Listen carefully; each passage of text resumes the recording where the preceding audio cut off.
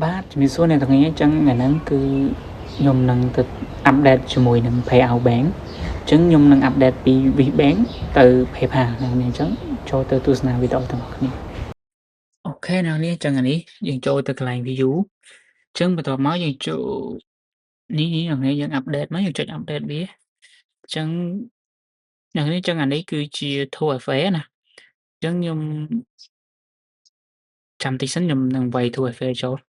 ចា account ដែលមាន 2FA គឺវាល្អមែនអ្នកនាងយើងអត់ទៅពេលយើងមាន 2FA ទៅវាអត់មានសារទៅណាអីទៅណាទេអញ្ចឹងនេះអ្នកនាងអាចនេះទៅយើងវាយ 2FA នេះមកអូខេអញ្ចឹងឥឡូវយើង scroll មកក្រោមមកនេះអ្នកនាងអញ្ចឹង link your PayPal account អញ្ចឹងយើងចុច link ហ្នឹងមក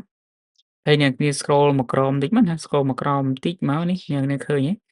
link to PayPal method អញ្ចឹងអូខេ link អញ្ចឹងមកអញ្ចឹងបន្ទាប់មកអូខេអញ្ចឹងនេះអ្នកនាងហ្នឹងយក PayPal ដែលអ្នកនាងប្រើណានេះជា PayPal របស់ខ្ញុំទេអញ្ចឹងអូខេឥឡូវយើងចុច link វាទៅ